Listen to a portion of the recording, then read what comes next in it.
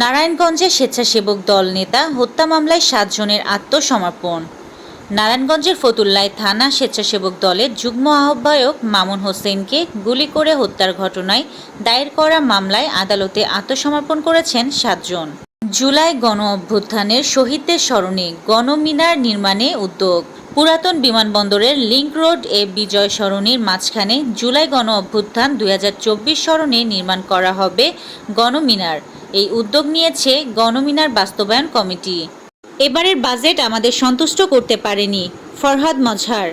লেখক ও রাজনৈতিক বিশ্লেষক ফরহাদ মজহার বলেছেন, এই বাজেটটা আমাদের যথেষ্ট সন্তুষ্ট করতে পারেনি।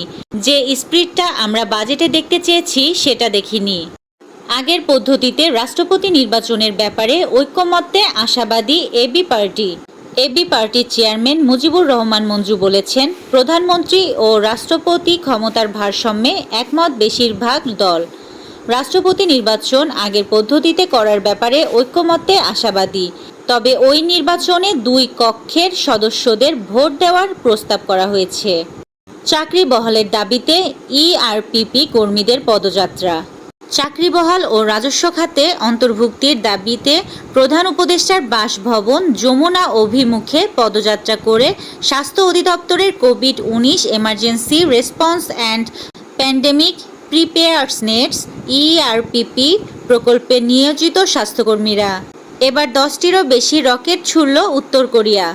ইরান ইসরায়েল সংঘাতের মধ্যে উত্তর কোরিয়া ১০টিরও বেশি রকেট নিক্ষেপ করেছে বলে জানিয়েছে দক্ষিণ কোরিয়ার সামরিক বাহিনী।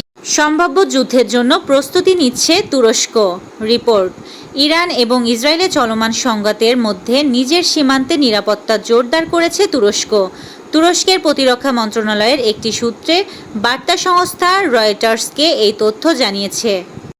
আতলেটিকো ছেড়ে মেক্সিকান ক্লাবে যাচ্ছেন বিশ্বকাপ জয়ী আর্জেন্টাইন। ২০১৫-১৬ মৌসুম থেকেই আতলেটিকো মাদ্রিদের গুরুত্বপূর্ণ খেলোয়াড় আনহেল কোরেয়া, কিন্তু দীর্ঘ ১০ বছরের এই যাত্রা হয়তো এবার থামছে।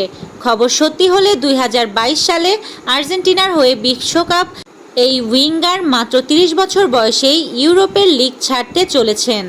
মাদক চোরাচালানের অভিযোগে গ্রেফতার হওয়া রেফারিও আছেন ক্লাব বিশ্বকাপ পরিচালনায়। এই ছিল আজকের শীর্ষ সংবাদ। ছিলাম আমি ইয়াসমিন আক্তার, সুরমা টিভি 24।